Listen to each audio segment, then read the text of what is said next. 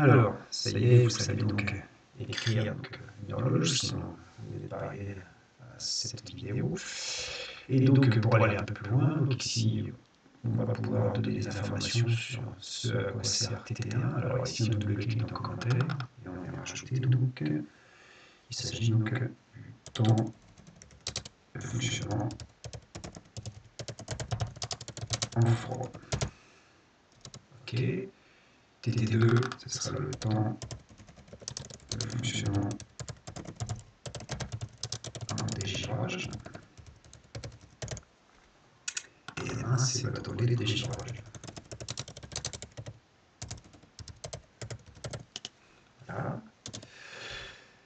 Du coup, eh bien, je reviens ici à mon chemin électrique. Donc on a fabriqué l'horloge. Donc quand on écrit un programme, on écrit le programme ligne par ligne, fonction par fonction. Donc la première fonction, c'est le relais de sécurité.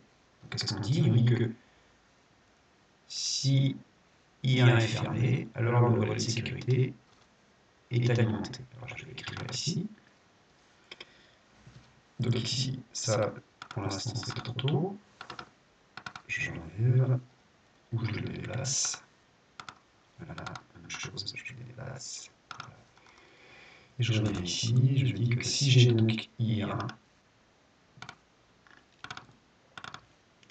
eh bien, je vais enclencher un relais interne M1. Alors M1, moi ici, j'ai déjà ici M1, qui est mon relais de dégirage, donc ça sera un relais M2. Donc là, ici, c'est le contact, et ici, le contacteur, le relais. Tac.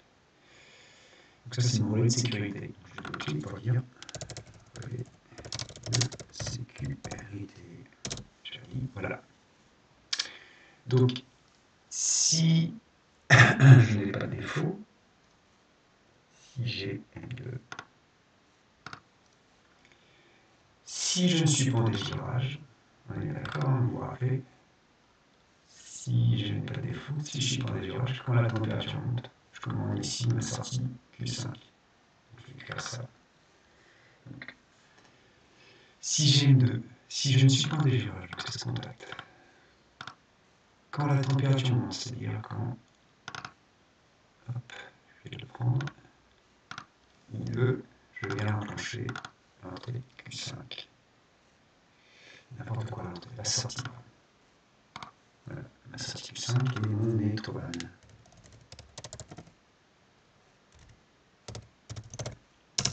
Voilà.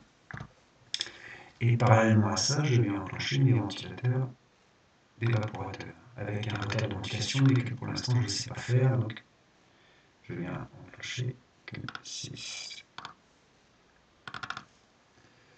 Ventilateur évaporateur.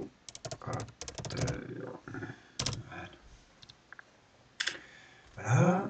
Donc du coup ici, un peu plus loin,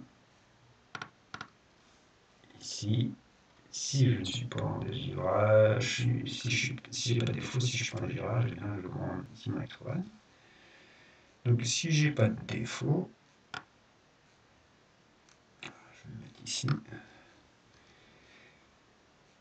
Si je suis en demande de froid, donc si j'ai Q5,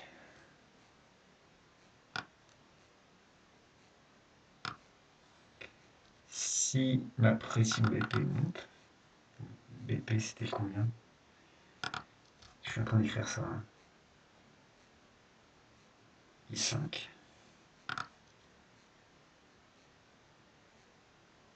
I5. Eh bien, j'ai aucune raison d'empêcher le fonctionnement de mon compresseur. Tac.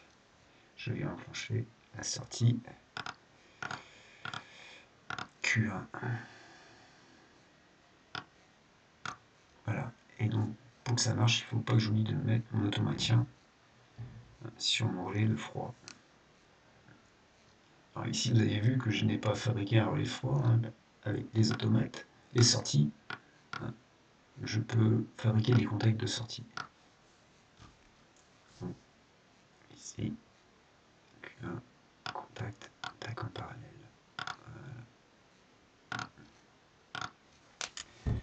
Voilà, donc je viens d'écrire ça. OK. Donc maintenant, je vais écrire ça. Donc l'alimentation du ventilateur numéro 1 du condenseur. Donc si j'ai ici, donc c'est I6, là, et bien je vais enclencher Q2.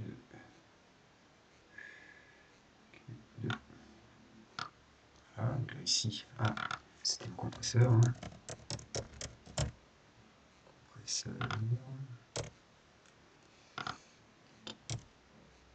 2S, voilà. Ici c'est V1 condenseur. OK. Ah, je me suis trompé. Vous avez vu, je me suis trompé. Le premier condenseur, il est piloté par KM1.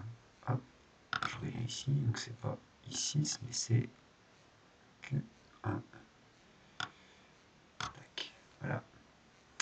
Bien, parallèlement à ça, si la pression monte, je viens via mon pressostat HP, le régule numéro 1, c'est I6, commander Q3,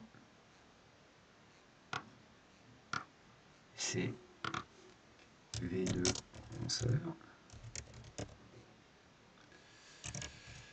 condenseur, ok, et puis j'ai ici, je vais fabriquer I7, tac, je viens chercher ma sortie Q4 qui est mon V3 condenseur.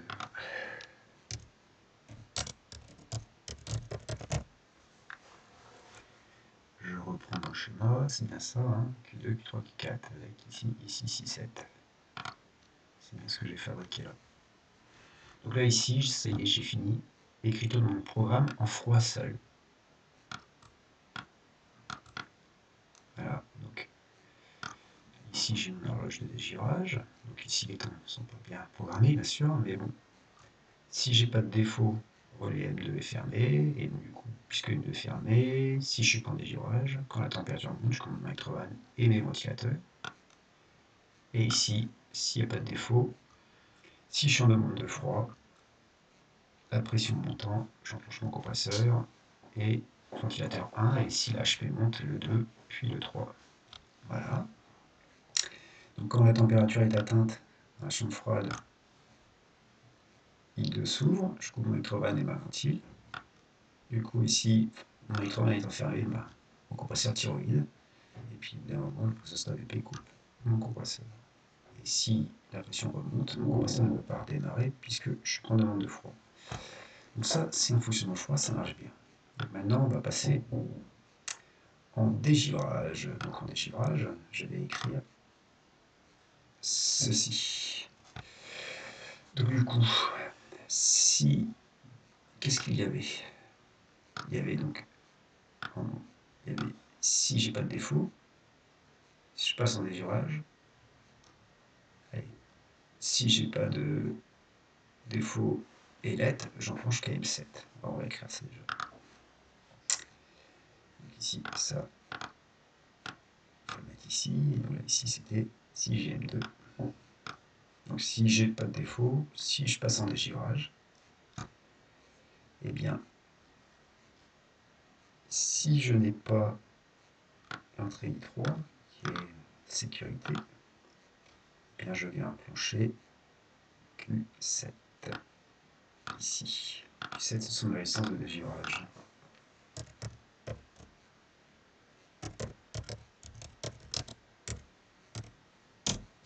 Voilà. Alors ici, visiblement, je n'ai pas prévu assez de place. Donc là, ici, je viens tout ici.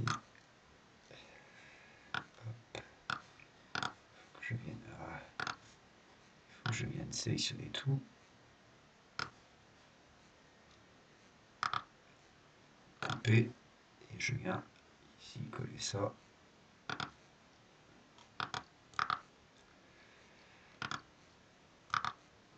Coller. Voilà, j'ai refabriqué de la place entre les résistances et mon compresseur, etc.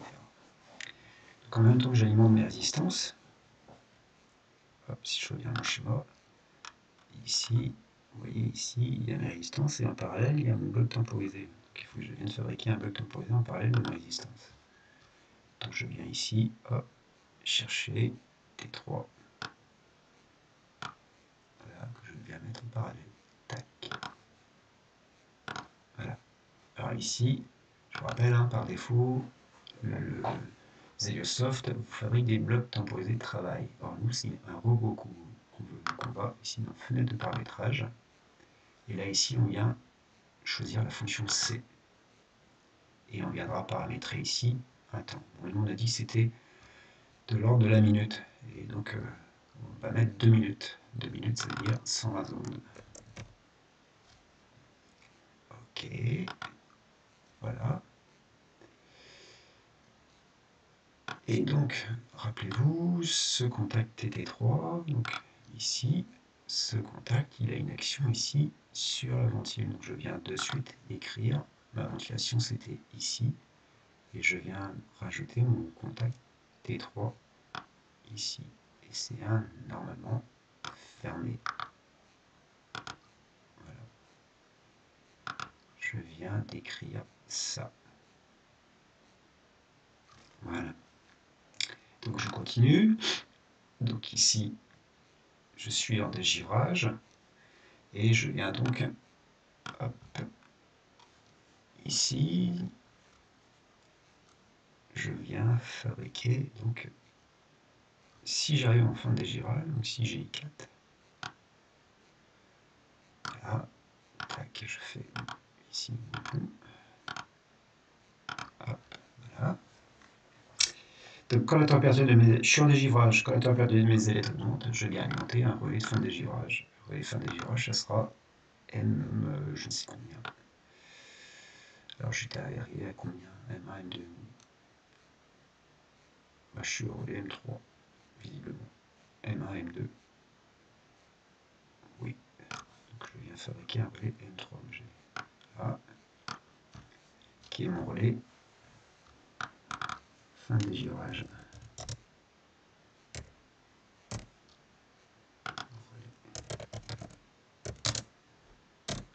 Là ici, c'est, on appelle ça le retard de ventilation.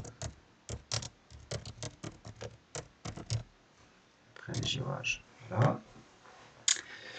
Donc dès que ce contact se ferme, il faut que je fabrique une auto-alimentation. Donc là ici, je viens chercher un contact de M3 ici. Tac. Voilà, je l'auto-alimente. Et dès que je suis en fin de dégirage, il faut que je coupe mes résistances. Donc je viens mettre à nouveau un contact M3 en série une résistance. Contact normalement fermé. Voilà. Donc ici, si je reprends mon schéma électrique, si on regarde cette écriture-là, et bien ici, c'est là, voilà, je m'arrive là, j'ai bien ici mon fin de dégirage, avec donc mon thermostat LED qui pilote ma résistance. C'est bien ce que j'ai écrit ici. Ok. Donc là ici, quand on regarde, eh bien j'alimente un relais fin de dégirage et un bloc temporisé de travail. Donc ici, il faut que je fabrique mon bloc temporisé de travail. Donc à nouveau, un bloc temporisé en parallèle du relais fin de dégirage.